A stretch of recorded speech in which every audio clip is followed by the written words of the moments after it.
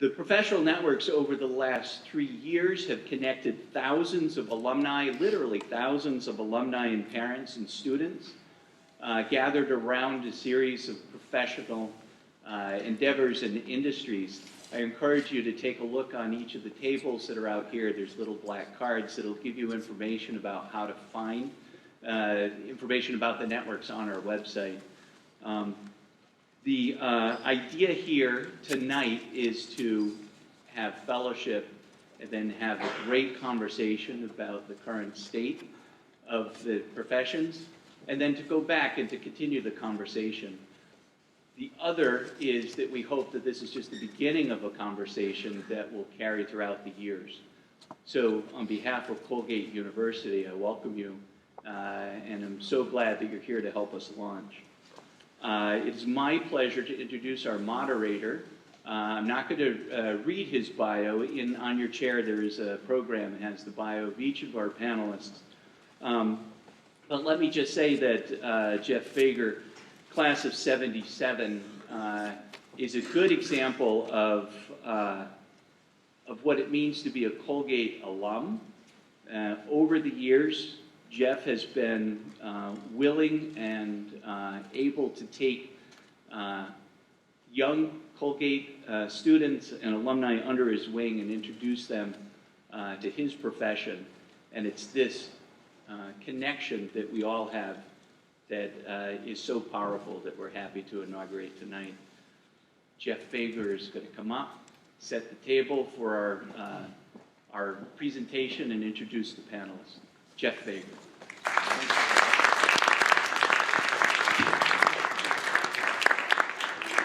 So true what Michael said about Colgate and Colgate students and what happens, that you start to feel when you get out in the world that you know a lot more people than you thought you did.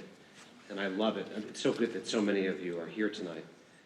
We actually are going to talk about jobs as well as topic A of the evening, which will be about the digital revolution and changing landscape of the different aspects of media that our panelists bring tonight. This is actually, it wasn't designed this way, but it's such an appropriate place, this old building, which is the CBS Broadcast Center. I started here 34 years ago, which really dates me. But it's a drafty old place, and it's been home to CBS since 1952, which is when it was first purchased by Bill Paley. It's the entire city block. And it's an interesting, the reason they purchased it was to make room for the new revolution called television. So it was a similar time. Digital is changing so much, television changed so much, they needed all this space to build all the studios. And through the years, so much happened in this building. So much television history was made. Not just the Murrow boys, Ed Murrow and Fred Friendly, and those gentlemen reporters who moved here in the late 50s, near Murrow's end, really, but he was in this building. But all of the television shows that came out of here, I remember when I joined, I couldn't believe when I went to the cafeteria the first time, there were these pretty nurses there. I said, my God, where's the nurse's office? Well, actually, that was from the Guiding Light, which was in this building. One of the many soap operas that came through. Sports is here, news is here, and this is actually a particularly busy evening because of the voting that's happening, and such an important night. We're going to touch on the election as well in our panel and talk about what a remarkable election cycle this is. But this building is actually buzzing in all of our newsrooms. And I say all of our newsrooms because, originally we really had a newsroom and a half. Radio and television pretty much shared the same areas. And now we have several because we have room for all the different digital platforms. We have the morning, we have the evening broadcasts, we have a 24-hour digital network, and these places will be filled and active throughout this evening. The interesting thing about, and I'll keep it quick because we've got about 45 minutes to talk about these different really important changes that are happening in our world and in the different worlds that are that are represented here.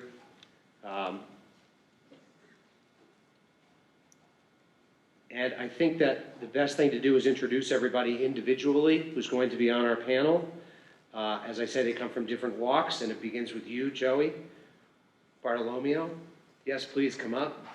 Joey is executive editor of 17, the magazine, an area and a sector that really has been affected by the digital revolution, in that case, disruption, and she'll be able to talk quite extensively about that. We have John Martin here, who is the managing director of NASCAR Digital Media. So he really is deep into the sports world and the digital world and can talk about that. We have Andrew Hayward here, who was here for so many years. I owe so many jobs to him that he hired me to do. And he was president of CBS News, I think, for longer than just about all but one person. And that says a lot, if you can wrangle those bulls for 10 years and come out standing, because I did it for 4, and that was just about enough. Todd Larson, who is the chief executive officer of Blurb, which is a privately held company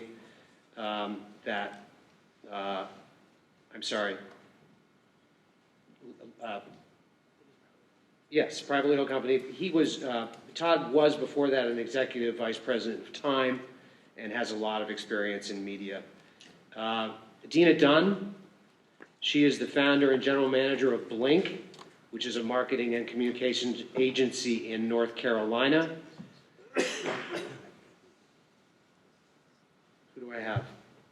I have Jeff. That's all I have left. So this is going to be interesting, and I think that as you have all their bios, we don't have to spend a lot of time identifying each of them and all the fine things that they've done. Everyone here went to Colgate, except Andrew, who had a son who went to Colgate, and Andrew served 9 years on the board of trustees, or 6, and has been a very significant part of Colgate ever since his son went. Now, let's get right to it, though, and I think the best thing to do is to start with the first area that we are going to discuss, which is what in the area that you work, and in the case, actually, of Joey, we'll start with you, the magazine world. Please give us a sense of how your world has been affected by the digital revolution.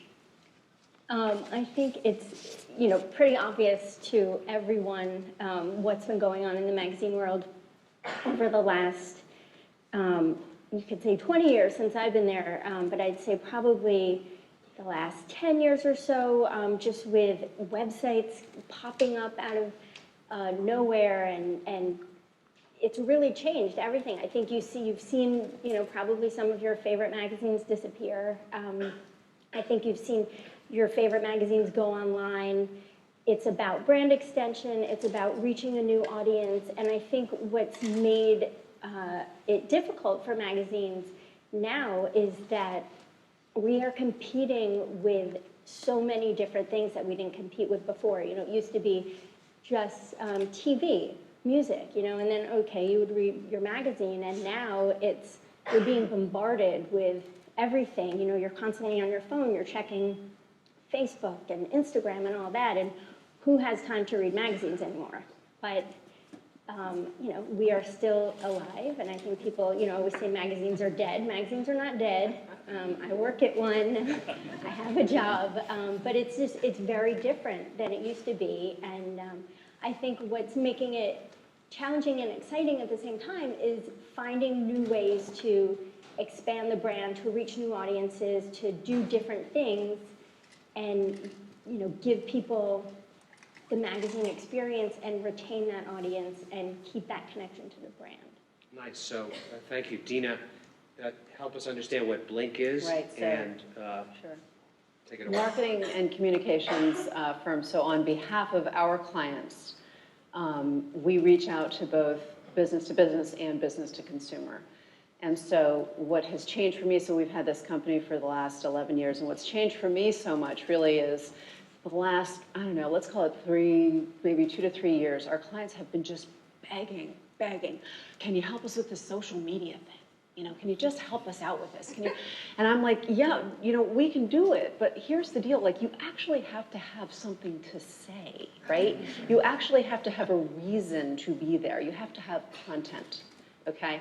And so we have many clients, especially in the B2B world, who are, I would just use the word delusional, let's say, that they believe that, yeah, anybody can tweet and anybody can be on LinkedIn, anybody can do Instagram and Pinterest, and we have people who want to be on Facebook who have no business being on Facebook, none whatsoever.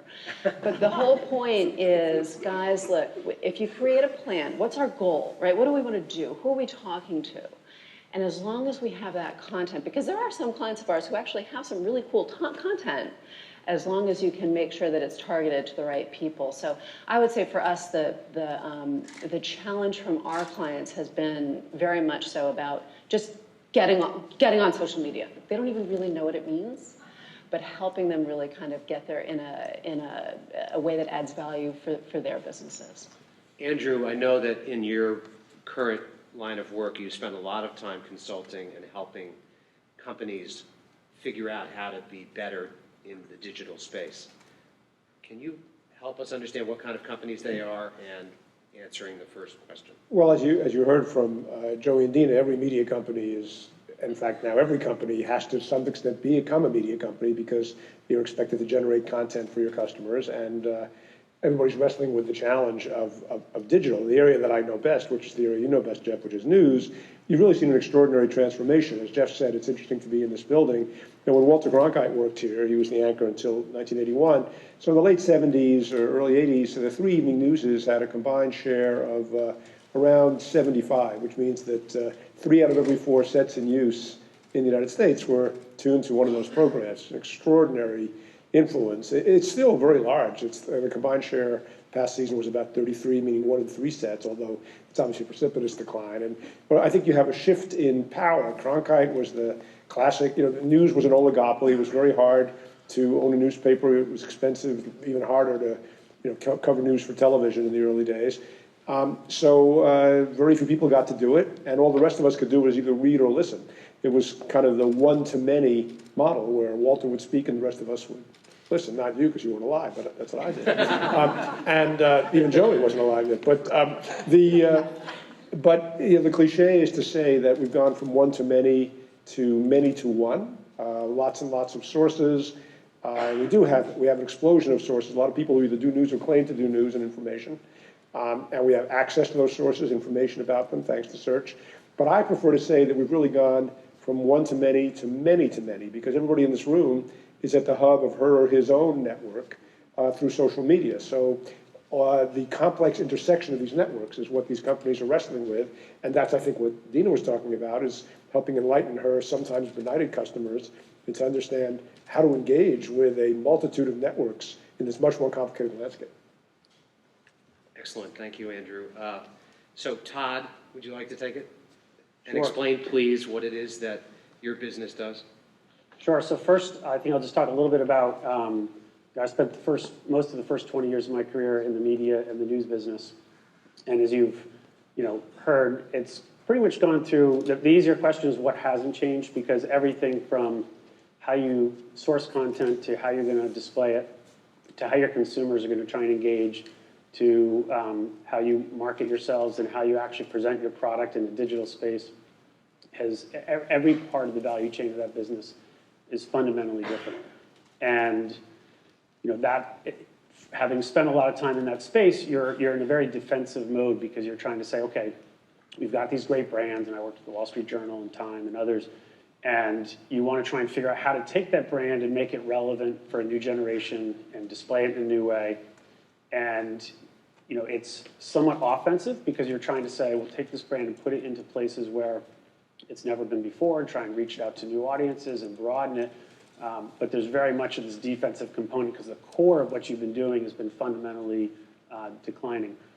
I've just recently moved to a new company where I'm running a company called Blurb, and it's a business that couldn't have existed 20 years ago. It's a digital platform that enables consumers to create content that they can put into a book or a magazine, and they can publish 10,000 copies of it, or they can publish one copy of it. And both the content creation platform that we have is something that could have existed for someone to sit down and have a highly designed software for free that they can create something beautiful.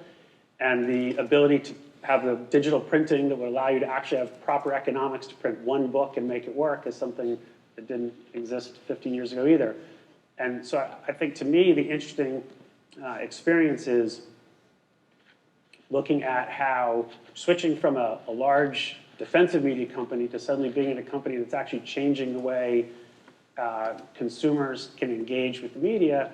It's sort of been a fun transition and a good reminder to those out there. We'll talk later about jobs and careers, but the number of opportunities that this technology revolution is creating for people to be part of new kinds of business, to be creating opportunities for consumers to do things that they never could have done before is a huge part of the economy, and it's a huge part of the media business, because it's fundamentally, it's the collection of all those other companies doing new things that's driving the change and adaptation throughout the industry. John Martin, you're our only sports representative here. Go ahead. Represent all sports. Yes. So please, tell us, remind us about what it is you do exactly with NASCAR, and to the question. I'll get to the NASCAR part second. I do want to talk about, you say digital revolution, and to me it's a technological revolution. What's happening is, as we all know, unprecedented. When you look at sports, it's slightly different from some of the business models of my other panelists. Sports are all about an event. Somewhere, somehow, it's your children, it's the people you cheer for, there's a game, there's a match, there's a race, there's some event going on. And sports is all about protecting the intellectual property that is that event. So in sports, you've got this event, and then media wants to exploit the fact that you've got a lot of people who want to see that event. So as a rights owner, intellectual property, we've got that event, and we want people to exploit it through the media platforms, but eventually we want to deliver it to the consumer. So you've got the event, and you've got the consumers that want to see that event who aren't attending that event. In between that continuum, there is so much churn going on. This technological revolution has upended everyone. Because originally what would happen is, I've got events, a TV network says, I'm going to pay you hundreds of millions of dollars, if not billions of dollars. I'm going to get that money out of the cable operator or the satellite provider. They're going to pay me, and they're going to get that out of the consumer. And we're all going to have tons of money, and it's going to be great. But of course, what's happened is, you've got that event, you've got this intellectual property, and now people can take their phone out and stream that on their phone through Periscope. So the lawyers have to get involved, and someone has to say, wait, those are my rights, or the television network says to the cable operator, wait, I'm going to deliver this directly to the consumer. The cable operator says, you can't do that. The cable operator goes to the league and says, I'm going to buy your rights, or I'm going to go to the team, and I'm going to buy your rights and have my own TV network on my channel that I don't have to pay you for. And so these people in the middle have just, what's going on there and the revolution that's going on there with large media companies, with cable companies, the buying of each other, and then technological platforms that can deliver content, of course, over the top, if you're familiar with that, directly to a consumer, has changed the way we negotiate contracts, the platforms, the extra money we'll get. Oh, you want to put that on the web? You want to put that on a phone? You want to put our content in a social platform? Pay us more. No, that's more money to us because you're delivering it to more people. So that has fundamentally changed the way we in sports negotiate contracts, look at the rights. I even talk about my own personal career, which we'll get into. I was at Turner Broadcasting, a large media corporation, and I saw what would happen. You had to renew your contracts every few years, or you might have been out looking for a job. So when NASCAR recruited me to go to the person who owns the intellectual property, that to me seemed like a much smarter and a fundamentally stronger leverage point to negotiate with people than to be somewhere in that middle to see what's going to happen with this technological revolution. So that's what's been fascinating with sports. For us at NASCAR, we feel we've missed an entire generation of people. We licensed our digital rights out to Turner Broadcasting. They did what a large media corporation does. They went to try to make money. They would not cover certain things. They didn't develop our younger athletes. They didn't do the marketing of the sport that you have to do when you've got digital properties. And it wasn't until 2012 that we took those rights back. We now operate them ourselves within Charlotte, North Carolina. What used to be something that nobody understood has become a little more commoditized.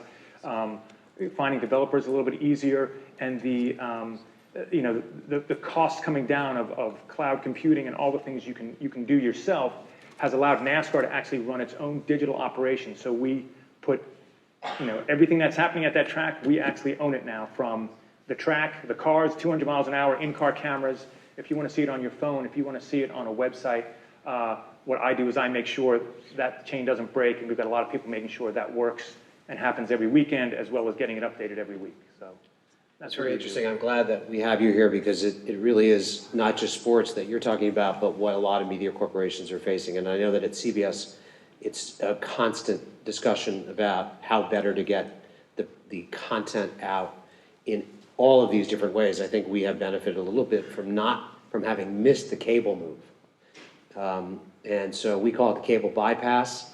And we did start a digital network, which is a 24-hour digital network, it's amazing. We talk about these big, huge spaces. This is done in the corner of one of our newsrooms. And it gets right to your mobile device, which is such an important part of the future. It was interesting when you were talking about events and how it's covering events. And of course, and that it's a technological revolution. It really hasn't changed and shouldn't change the fundamentals of what happens in television news. In journalism overall. We gather stories, we have people out in the world to collect the material. It now is different in some ways, in many ways, and it benefits younger people who are coming in. We have so many that work for us that are out on the campaign right this minute, who basically are on their own. What I love about that is that they don't require big camera crews. They have a little camera. We call them digital journalists. And their responsibility is to capture the essence of the story. And they're a little bit more like the original print reporters. They have their notebook. It's their little camera. They have their notebook too. And they are given a lot of responsibility. And I love that. There's something pure about it. So I think fundamentally, talk about a revolution, we're all thinking about it. But just quickly about 60 Minutes, which has been interesting. We moved as quickly as we could, and that's what some of the old media people are scrambling to do, to build an app as early as we could, to have digital platforms, places where our stories could play. What excites me about that, and I do think that all of these changes are incredibly exciting for our world, is that television stories, particularly at 60 minutes length, play incredibly well on your mobile device. And if you want to choose one story, you can just watch one story on the train. And that's going to be 14 minutes. It's a little like a TED Talk. That works. So I think you'd find a lot of people are afraid, and a lot of people are extremely excited about all of these changes. And I think some of it is also good fortune. I think television, I think the newspaper business is struggling. And it's a concern of all of ours. Because, it's a little harder to make money online. And I think that's something that everybody's worried about in the business anyway, that the difference between the broadcast revenue and our digital revenue it's not even close. It's not in the same ballpark. And you start to think the more people are watching online or on their mobile device, then it'll start to even out as sort of money disappears from the broadcast revenue advertising traditional side. But it isn't working that way. So I think there's quite a bit of uncertainty about that. I started to talk about jobs with all of you Colgate kids here. I wanted to go there now because, as I said, I wish we had a chance to walk around this building, because you'd find an incredible high number of young people that are busy working away, and some of them will work through the night until 6 in the morning. But that's an exciting thing for me to see this building come to life. Our digital newsroom is bigger than any of our newsrooms. And that's another very positive sign that there is job creation here. And you hope that some of the great old organizations, because I think the brand does mean something in this environment. It really does. The quality content that you can rely upon with so many people out there reporting and not necessarily caring about how they're getting it right and not necessarily having the kind of editorial support. It's a very exciting thing to see a traditional media company make the move into this world and do it successfully, which I hope, knock on wood, we are able to do. So to that point about jobs, Joey, why don't you start again? Well, it's funny. I mean, I get calls and emails from people, college students, interested in magazines and everything. And over the years, at first it would be very exciting. Oh, there are so many opportunities. You can get in this way, you can get in that way. And then over the years, they call me and I feel sort of like the Grinch. And I'm like, well, maybe you should think about other things because it's very hard. But I don't want to discourage them. And what I always say is cast a wide net, think about what you like and all of the opportunities that there are out there. And, it might not be at a specific magazine, but, I always say, oh, look at the website, look at this, get your foot in the door. So I think in terms of jobs, it's great that there are so many opportunities now with all these different websites out there. And if you're interested in journalism, that's a way in. But what I think is sort of funny is last year I was interviewing people for jobs at the magazine, and there were people who worked at websites, and they were saying, no, I want to work at a magazine. And I've never heard that before. Usually people make the jump the other way, and it was really surprising. And I think there is something to be said for what a magazine stands for, and the companies, a lot of the magazine companies versus going to work for a startup, where I have friends who have gone places and 3 months later they're out of a job. So I think it's difficult in some respects because there are, in terms of magazines, less jobs out there. There used to be editorial assistants all over the place, and now maybe a magazine has a couple. So getting your foot in the door is hard, but at the same time, I really think it's great if you are interested in writing. There are so many places where you can try and to write for a website, write for your school paper, whatever it is, and just start getting your clips going, and people will see your work. It's very easy to find now, and I think that's, if you take advantage of those things, and like we all keep talking about brands, but build your own brand. That's something that will really make you stand out, something that you have control of. And when you go to interview or you go look for a job, you can easily say, like, this is who I am, what I stand for, this is what I do, and it's more than just a piece of paper, your resume. John Martin, do you want to take it from there? Yeah, I think, most of us, you might hear some of the same things, so I'll try and give you a different angle. But I think what she said was opportunity. So if I look at my own trajectory, I wanted to be a soccer coach, and that was actually my occupation for a number of years. As you can imagine, the pay is not very good, and it's not the most popular job, especially in the 80s in the United States. But from there, I jumped to, I worked with the World Wrestling Federation, back when it was the Federation, and you sign papers when you leave that corporation that say you will not say all the things you've seen backstage with some of these men. We'll leave it at that. To Turner Broadcasting, where you've really got a fun thing, and now at NASCAR. And I've had so many different jobs at NASCAR. And you say, hey, were you a NASCAR fan? Well, not really. But each one of those, to me, was an opportunity. Wrestling was something that I was not a fan of wrestling, and it really was sort of strange to me. But they had a decent business going. And I thought, hey, that seems like a decent opportunity. It seems to be growing. And I learned so much there. Same thing at NASCAR. NASCAR was struggling in media. And while you wouldn't think, NASCAR, it's sort of growing, but not sure about that sport. Most people who want to get in sports want to be the GM of a team. But I took an opportunity to get in NASCAR. And within NASCAR, I've taken opportunities to actually build out studios. And now I'm running a digital platform, which were not skill sets I had. But they needed someone to do it. There was an opportunity there, and I took it. So I encourage any of you who are looking at a career here, you may think, oh, I want to be the, in my line of work, I want to be the athletic director at Michigan. Well, you don't want to narrow yourself that down. It's good to have that passion and that goal, but you don't know what opportunities are going to present them to you when you get into the field you want to get into. I'll leave you with one last point, something I learned today, which, again, if you want to talk about an opportunity, I'll give you 2 points on that. One, I'm going to ask Kevin to answer. What do you think is the most popular growing sport by demographic age right now, the youngest sport going up? It's not your sport, it was my sport. Well, I was going to say... Well, not swimming. No, I was actually going to say... You did MMA? I was going to say lacrosse, but Lacrosse, it's actually soccer. Soccer's MLS right now, their average age is about 18, 19 years old. NASCAR's is 50. Baseball is 50.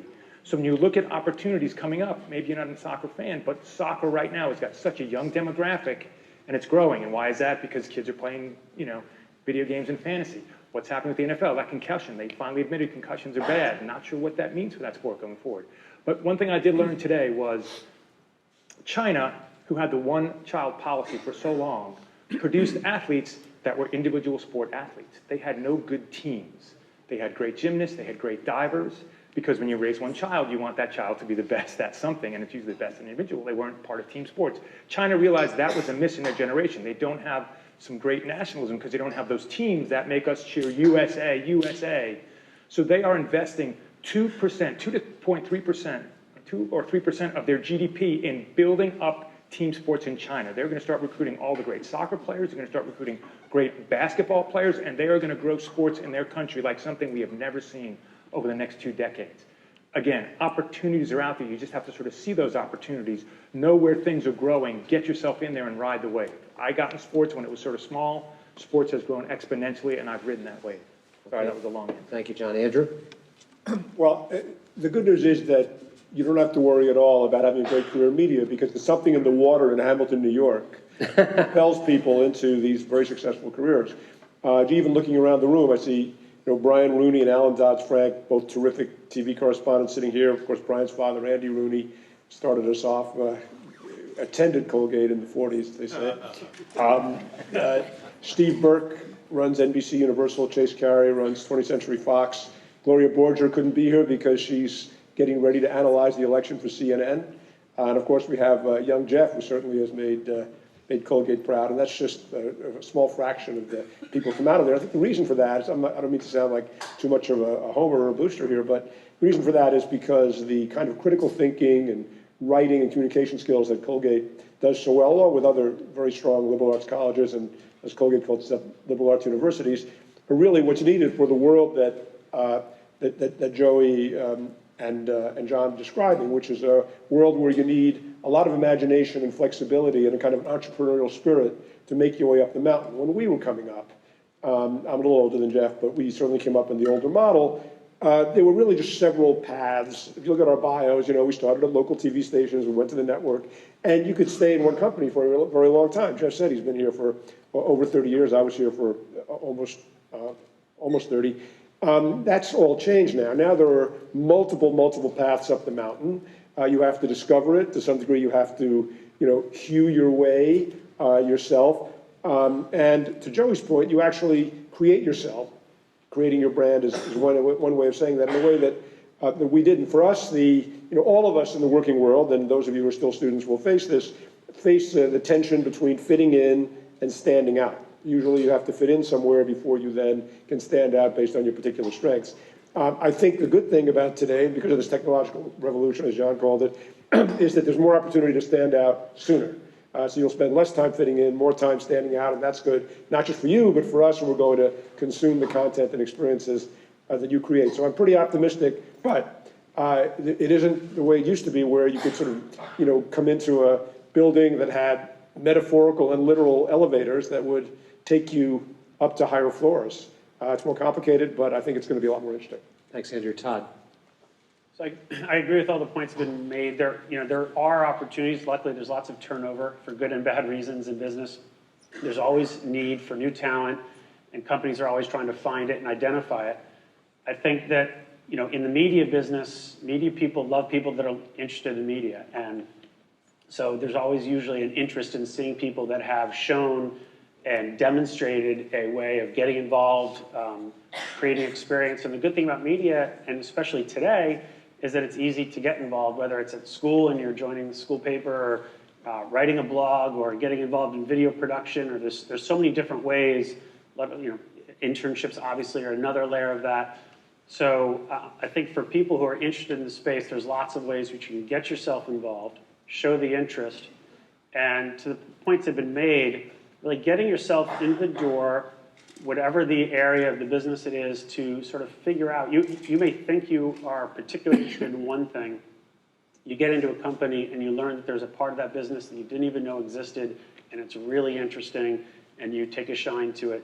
So I think express the interest, get in the door, and then try and vigorously experiment with different things. I think having a number of different experiences, particularly early in your career, is great for two reasons. One, you're going to learn a lot. Every new angle you get looking at business, you're going to see a lot of things you didn't see from where you were before. And you're also going to meet a lot of people. And like most businesses, the media business is also very much of a people business. And as you work with and meet lots of different people, that helps expose you to other opportunities. And as you move or they move, there's a lot of networking that happens. So I think getting in, experimenting, moving around a little bit, and learning are all the fundamentals. And luckily, because we do have a great media network, Colgate's a good place to be coming out of to really take advantage of that network as one more tool in that kit. Dina. So I'll just tell you what I tell people who are coming to apply for a job, and I say really the kind of person I look for is someone with intellectual curiosity. Doesn't matter what job, doesn't matter how old you are, doesn't matter what industry.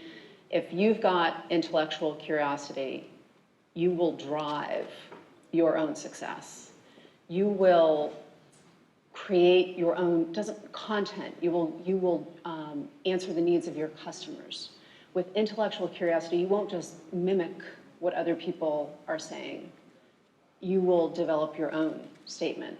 And, to Joey's point, your own brand. You really will. I mean, we're going to talk about the election in a second, which I have personal opinions on. I'm sure everybody does. But think about their own brand. There's one guy in particular who's built his own brand, right, with no intellectual curiosity. But I'll leave it at that. Stop right there. Tell me, Jeff. Stop. Put your foot out. Stop. I just see a show of hands of anybody in this in the room who is interested in a media job in the future.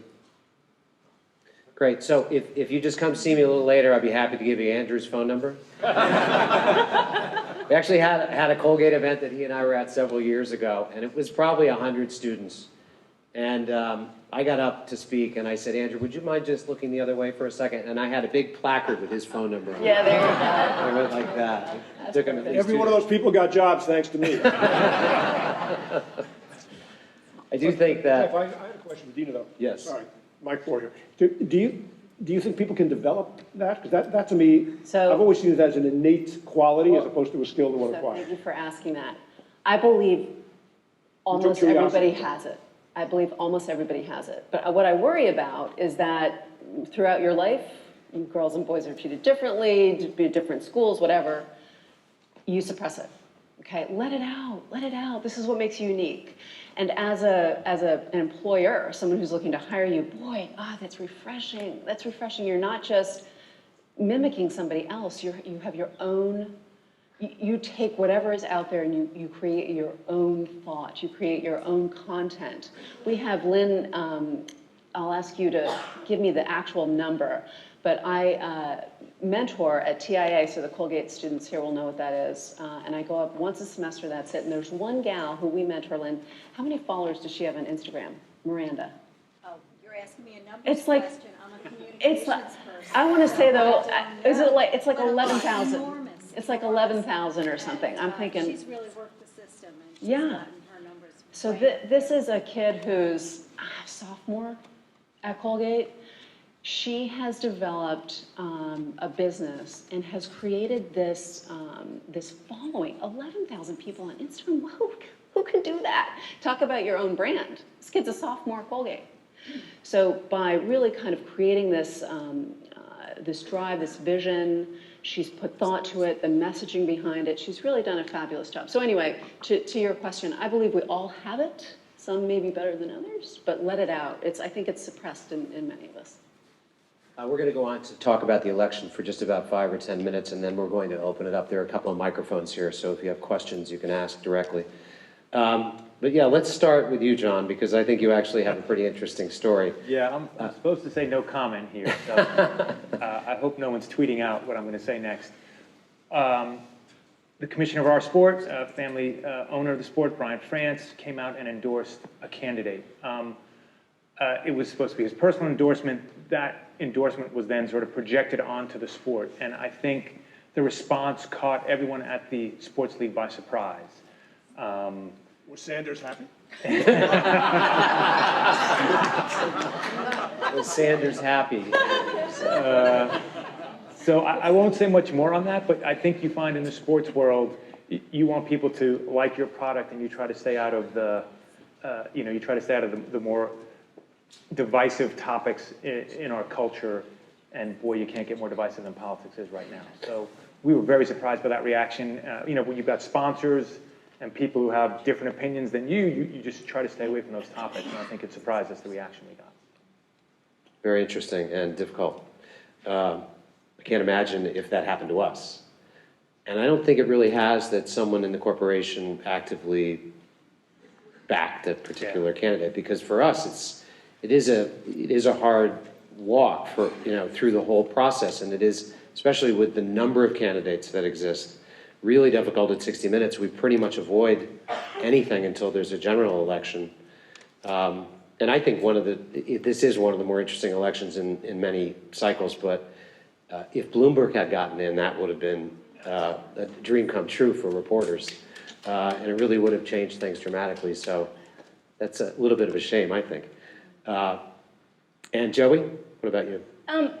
We do plan on covering in the magazine, what you can do. Obviously, our readers are not, most of them can't vote, but what you can do if you, if you can't vote, how to get involved in the election. But what I think is interesting, just reading recently, how Hillary Clinton isn't appealing to younger voters. And I think it's very connected to the fact that Generation Z and younger millennials, but Generation Z, which really are readers, they grew up thinking that everyone's equal, everyone can do anything. So for those of us who look at a woman running for president, like a legitimate candidate for president, as far as she really might win. I think it's very exciting. And I think for younger people, and, I'm sorry if I'm speaking for some of you, but it doesn't seem to be that big of a deal. It's like, oh, well, of course she can be president because that's what we were all raised to believe. And so I think just for our readers, I wish that we could get them excited about that idea, but on the flip side, they think it's cool already. It's not a big deal. And so, I think we'll figure out how to try to make a big deal about that. Even if you don't support her, it's huge. It's, for the first time, this is a woman who really could be president. And this is a very big week and night for her, by the way. Andrew.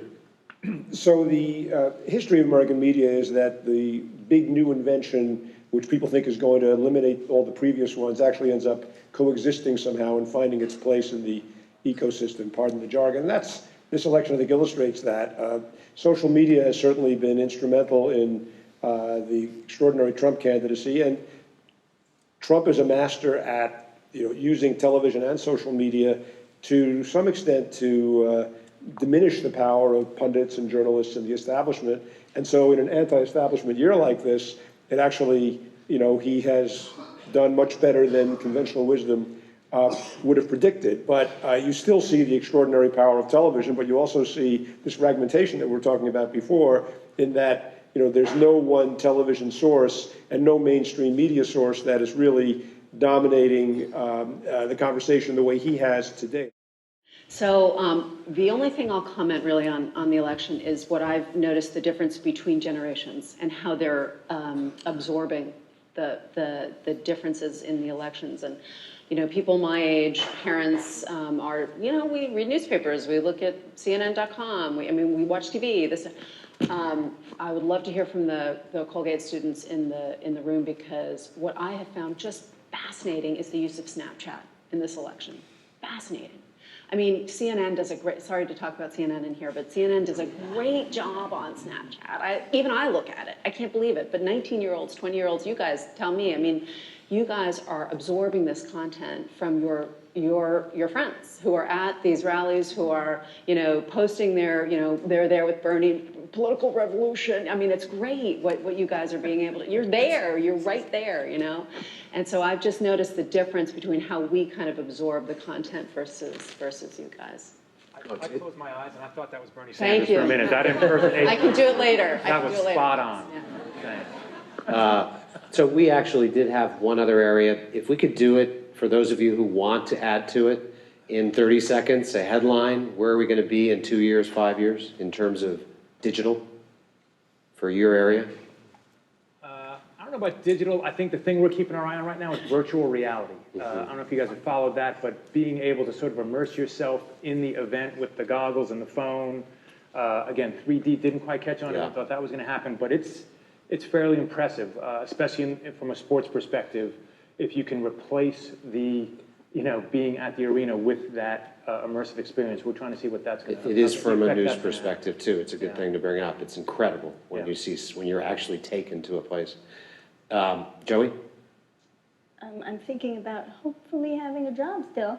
No, I think it'll be really exciting to see, again, how magazine brands just really embrace different kinds of technology. I mean, people maybe will be reading more on their iPads, on their phones, the experiences you'll get. I think everyone will be looking to kind of broaden that experience of the magazine onto different platforms. Andrew? Jeff, you made a great point before that the revenue model isn't the same in the digital world, at least not yet. There are early stage and startup companies trying to be the next great news company. They're competing against the platforms like Facebook. In the next 5 years, we're going to see an interesting shakeout and see really, who becomes the trusted sources of the future.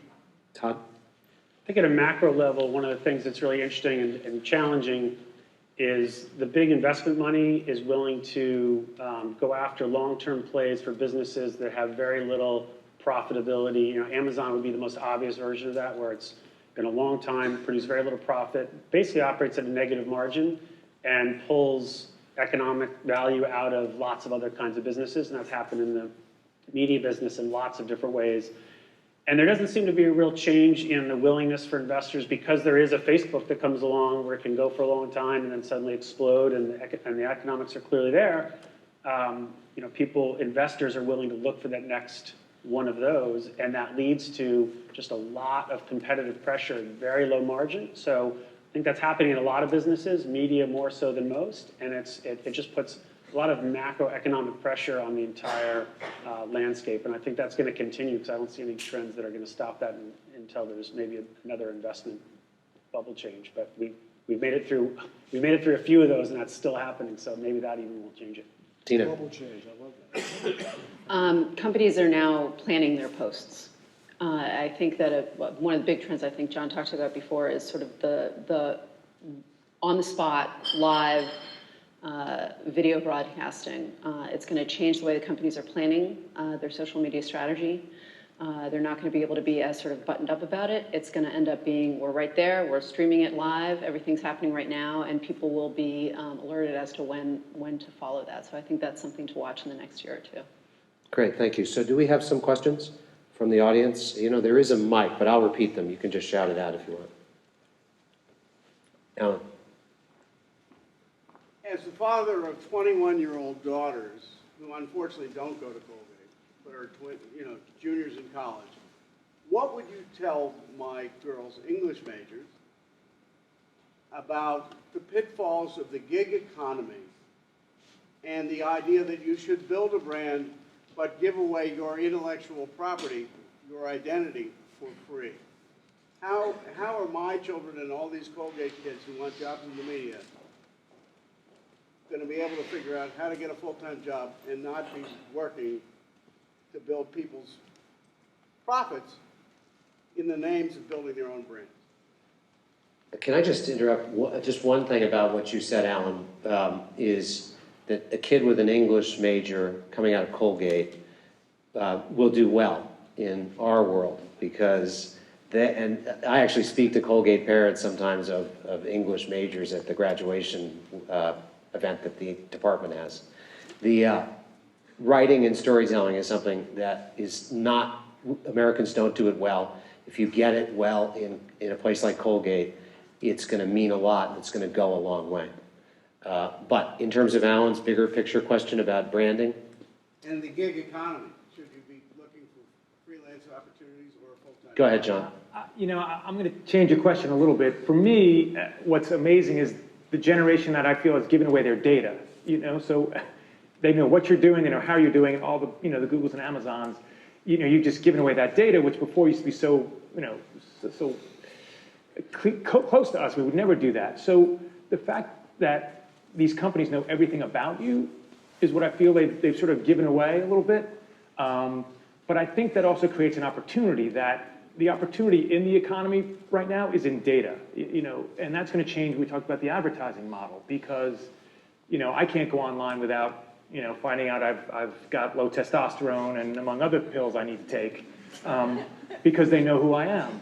So I think there are still opportunities out there if you understand sort of what you've given away or the things you are giving away in your brand, but I still think that creates some opportunities technologically that are growing exponentially. Does anybody else want to add? I don't know if that answers what you were looking for, but. Anybody else want to add to that? Yes. So my name is Marion Cohn. Hi, everyone. I'm just curious. I don't know how many of you know this already, but I work with Snapchat often, and for the Super Bowl, there was a ad that Gatorade sponsored a filter on Snapchat that I think had like 160 million impressions, which was actually more than the people who tuned into the Super Bowl, which I think was like 115 million people. So I'm just curious, just throwing that out there, what you guys think about that. It's stunning. It really is, and it's impressive. I'll be the contrarian again. So it's funny you use the word impressions. So our argument in our sport is I have someone who watches a leaderboard for 4 hours. They are staring at that leaderboard to see where Dale Earnhardt Jr. is going. And that person counts as one impression. But somebody who comes in and looks at that same leaderboard and then goes away, they count as one impression. So I'm always intrigued by the metrics and like you talked about it, Andrew, okay, they got 160 million impressions. How valuable is it? I still don't know the ROI equation on that. It's clearly impressive. It's got to be great from a brand reach and from what the brand's doing. But I'm still struggling, and maybe this is my old school nature of what that means. It's Well, I think, John, impressive, that's right? part of still the fundamental issue of the advertising model being different, Yeah. and we're not sure where it's going. I think it speaks to a couple of things. One, how quickly Snapchat's not a very old platform, right? And it's already huge. And it also speaks to how millennials are really driving a lot of the innovation and product development. So, they'll jump on whatever's the new thing that their friends are using. The ability for that to virally spread, where you can have, adoption rates of first Facebook and Instagram and Snapchat and all these things where you can get to 100 million users in the blink of an eye, when that used to get to those numbers on any traditional form would have taken decades and decades, it speaks to, both the generational shift where people are willing to try anything and adopt it quickly and share it. And sharing is one of the fastest ways. It's a more efficient form of marketing than actual ads. And so I think, those dynamics are things that nobody in the media can sort of sweep under the rug. They're fundamentally changing the way in which everyone is engaging, and that's why people turn to Dina's firm and other things like that to say, how do I take advantage of this? Because I think the traditional companies are both scared by it and trying to participate, but it's harder to be authentic. And then you have new companies that are stepping in, seeing these phenomena and saying, I can parlay a new platform like this to create a business that never even existed. We have a question out of Mike. Hey, this was really awesome. Thanks for doing this. I'm Sean Pierre, 2006, knee-deep in media, entertainment, news. But to your point about politics, I feel like the access point for young people, for my generation into politics, isn't so much policy. It's more sort of social, like what our friends are saying, to your point about community and how people decide what's good. It really is about what my friends are saying, what the memes are saying, what's trending. That's how I get my news. But my question really is sort of twofold. One, do you ever think that in news there'll be another a Rooney, or rather a Cronkite, that there'll be one person that young people come to? Because when I look at media, it really is fragmented. There are so many voices. And then finally, when it comes to reaching the millennial audience, of course, there are 60 people that are watching linear television, 60 and 50 years old. People who are on digital are 20, 30. Do you have to change your voice at CBS, at 17, at Cosmo, for example, to meet that younger audience, such that your brand is different online than it is on linear television? Yeah, I think it's a good question, and we have done that at CBS News. So our CBS and our digital network comes out of this building. It's CBS News, and it's 24 hours, and the presenters are much younger, and the audience is much younger. The average age is 20 years younger. So I do think we have to be conscious of those things. But I also think that what's important about what we do is that we tell stories well. And our stories, I believe, should be good for all audiences. Everybody's going to want to see them or hear them. I think the issue for us is, where are we going to reach them? Where are we going to reach people who aren't willing to make an appointment at 7 o'clock on Sunday night? Well, we better have a place to reach them. In other words, all of these different places our content can go on. And, but the stories, I believe strongly, and as Andrew said, our numbers are up, Sunday morning's numbers are up. There's something about quality storytelling that I think stands out even more now. And that the job we have is less about content and more about reaching people the way they want to be reached, not being told, come to us the way we want to deliver it. Jeffrey, what do you think about the man's question about a new star of the future? Oh, that's a really good question. I think it's never going to be Walter Cronkite, Andy Rooney. It's ever, because there's too much splintering. I do think that that person can exist today and does, who are stars in the news business. They have less of an audience, but their following is just as intense. That does exist, and that's about the individual's talent and ability. I think we have them here now. Anderson Cooper, I believe, is one of those people. I think that Megyn Kelly is one of those people. I think that you see them still. It's just that they don't, as Andrew said earlier, I mean, imagine, 25 million people were watching Walter Cronkite. 25 million people were watching Huntley and Brinkley. And that was when the country was half as many people. So it's hard to imagine it could ever be like that again. But I do think that certain people cut through because of who they are. Just to make, I'm sorry, Jeffrey, one more point that the questioner made. So there's another news personality right in this building who's having a lot of influence. That's John Oliver, a comedian on HBO.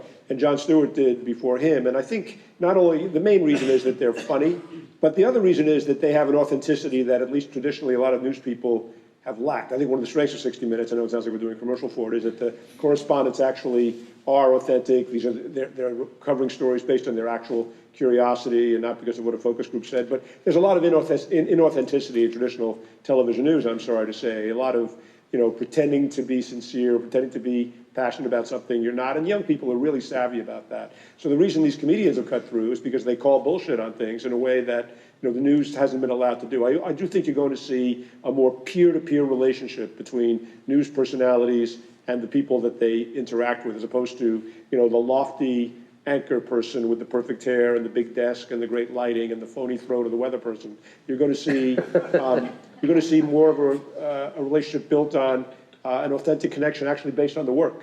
I'm sorry to go on and on, but I was laughing when I saw a poster in Times Square for the next season of the Vice magazine show on HBO, and the tagline was, "We go there." It's a sad day when that can be a tagline for a news program. We go there. I should hope so. There you go. The only thing in sports that might relate to that was interesting is that some cable networks have been experimenting with the exact same event with different sets of commentators. So commentators that are younger, who will say the things that leagues don't want them to say, but giving that same event the voice of different generations to try and keep those people in, because older broadcasters just might not pull in that younger audience. I don't think young automatically translate. I think young people are way smarter than that. They're interested in smart, interesting people, I hope, who are of all ages. Well, Bernie Sanders. Yeah, exactly. Bernie Sanders has a great young following because people feel he's authentic. Yes. Something to say to that. Yes. So it seems like in fragmented environment that you talked about, one of the biggest challenges for brands is the opportunity for people to talk back at them. And the people who seem to have the most time and energy are typically negative. How do you guys, as brands or brand shepherds, deal with that negativity? Ignore it? Embrace it with friendliness? What's your advice? That's a really great question. And off the top of my head, I can't remember the exact statistic, but it's something like 70% of the people who respond to a brand are responding negatively. And 50% of those people expect a response within 24 hours and don't get it. So then they get even more angry. No, you have to respond. You have to hire people to respond if that's what you need to do. You must respond, because then those people, if you respond positively, become your evangelists, right? Because then they become, this is the greatest thing of all time. This is the problem I had with my Saucony running shoe. This is how they fixed it. I got a new pair within 24 hours. I mean, they become evangelists. They're wonderful. I'll also say to that point is what we've seen a lot of lately with our clients and have helped them to sort of discover this path. The traditional market research path, if anybody is like me in the brand manager world, right? We had market research partners who did our market research, and we came up a new kind of Kellogg's K or whatever. Today, and you still do that, don't get me wrong, you still do that. But a complement to that now is understanding what your customers are asking you for before you even know it's gonna come. So new products, line extensions, things like that often come from comments on social media. It's really, really wonderful. You have this groundswell of support from people who already love your brand and are engaged with it. One little snippet in our business, obviously we listen to customer comments very carefully. I just learned an interesting fact. I'm sort of new at this company, and I was looking at our response times. If you call us, if you write us an email, or if you complain about us on Twitter. And you can guess the fastest response time is if you complain about it on Twitter, because to your point, it's a negative public comment, and the need is to be able to respond incredibly quickly, because you don't want that to fester and turn into people, jumping on top of that comment. So it's an important issue in businesses, and how do you manage it and maintain it and try and put a strong foot forward, but also listen and filter and learn from it. I have a few letters that were so nasty, so good at being nasty, that I framed them, and they're in my office. One more question, I believe. Hi, I'm Allie Cassell. I work in preschool television, so a little bit different demographic. And I think for me, when you talk about fear of all of this bombardment of content, I guess you always hear about attention span and how when we talk about Snapchat being so fleeting, that's like their philosophy, is the content is so fleeting. I have to wonder, for somebody like you, Joey, who has people coming from digital back to print, is that because the content lasts longer maybe, or what do you think about, do you know what I mean? Yeah. No, I think that definitely is one reason. And it's funny because when you think in terms of, writing for a website, oftentimes you can write as much as you want, make it as long as you want, do this, but it's not very edited, and you have a lot more freedom. But then when it's in a magazine, it's there, hopefully, for years and years. I have stacks of magazines I've written for, and it's, it's something that feels more special in terms, as opposed to everything that's out there right now, and if you're writing for a website, you're churning things out, I think sometimes it loses that special quality, and oftentimes people are just doing it, they're not even thinking, and so when you do come back to, print or even, television news, you're thinking about what you're putting out there probably a little more than someone who's just out there and their job is to just fire out as many stories as possible. Thank you, everybody on the panel, for coming tonight, and thank you all for coming.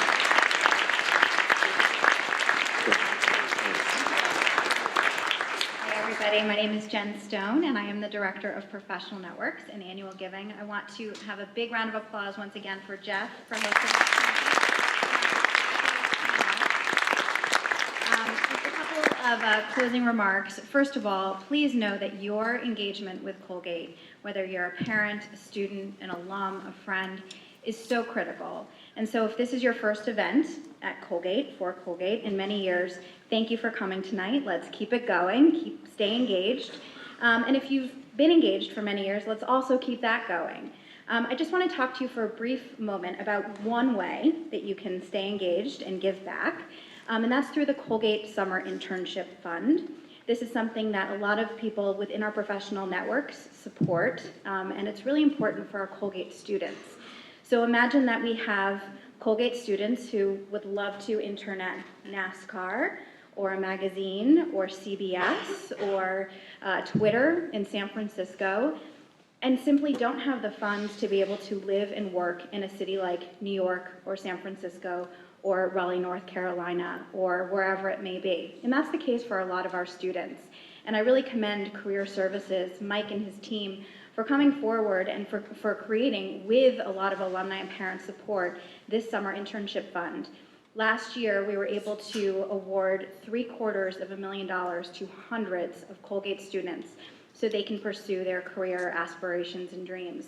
And that's not possible without the support of our alumni and parents. And so, as you can imagine, in a true Colgate fashion, we have broken all records.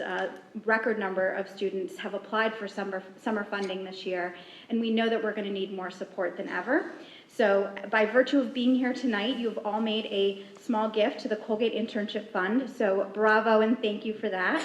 And if this is something that you want to learn more about, we have the Colgate team here assembled today to answer any questions you have. But also, please remember that giving financially is just one way of staying involved. We thank our panelists for doing things like this and attending events and volunteering. So thank you to each and every one of you for everything you do for Colgate. We couldn't do it without you. So thanks.